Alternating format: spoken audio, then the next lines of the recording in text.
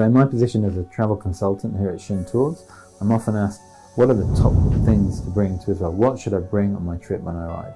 So I'm going to share with you a few top tips to bring, and actually some things not to bring. My top tip number one would be to bring an open mind. Make sure you come to Israel with an open mind. Israel is not home. It's not where you've come from. The culture here is different. The people here are different. I'll give you some positive examples and maybe one or two negative examples. But a positive example is that we're very casual here. People go to weddings in shorts and in sandals. We're very casual. So don't come dressed with all of your fine clothes. Leave your high heels at home. Come, enjoy, relax, be with us. An open mind, I think, is important. Some people think that Israelis are a little bit brisk and a little bit rough. It's not true. We're sabras. Sabra is a fruit that's here in Israel. We're prickly on the outside, but we're soft and warm on the inside. You'll come here, you'll get to know us, and you'll be amazed about how warm everybody here in Israel is. So come with an open mind. Don't expect things that you might normally expect at home, like queues, for example. Queues don't really exist so much in Israel, so don't stand in a queue expecting that everybody will stand orderly in an orderly fashion. It doesn't always happen. But even so, we're a very warm, friendly nation, and we're looking forward to seeing you here. Tip number two. People often say, should we bring dollars? Should we bring dollars? We can use dollars in every shop and in every place. You can do that, and dollars will be happily accepted. Another top tip, which is actually something not to bring.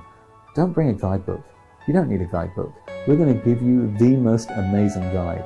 I don't want you to spend your time walking around the city like this. I don't want you to do that. I want you to experience and enjoy everything, to see everything, to look at everything. And your guide will give you all of the information that you need, plus all the things you weren't expecting, the personal stories, the amazing little places that he knows to get an authentic cup of Arabic coffee, an amazing Jerusalem meal. So leave the guidebook at home, or at least leave it in the hotel room and maybe just read it at night.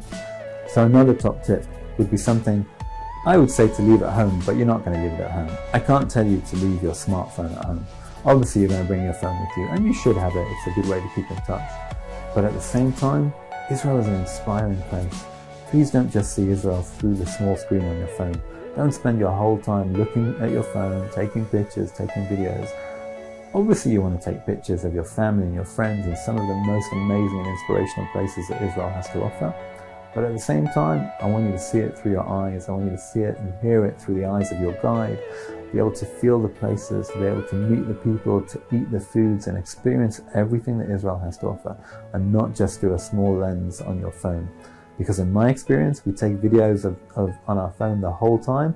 Most of the time, we never watch them afterwards. It's what happens now in the moment you experience, and these memories will stay with you a lifetime without having to take a photograph or a video of it all the time on your phone.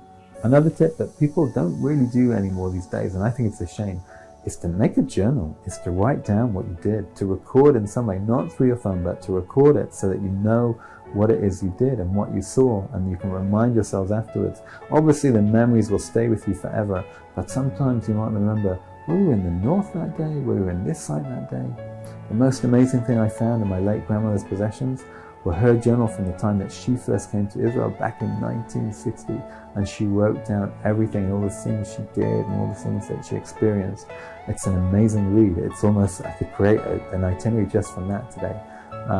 And I think that's a really nice memento and a nice keepsake to have. Maybe you'll even print out some of the photographs that you took on your smartphone and put them in the journal.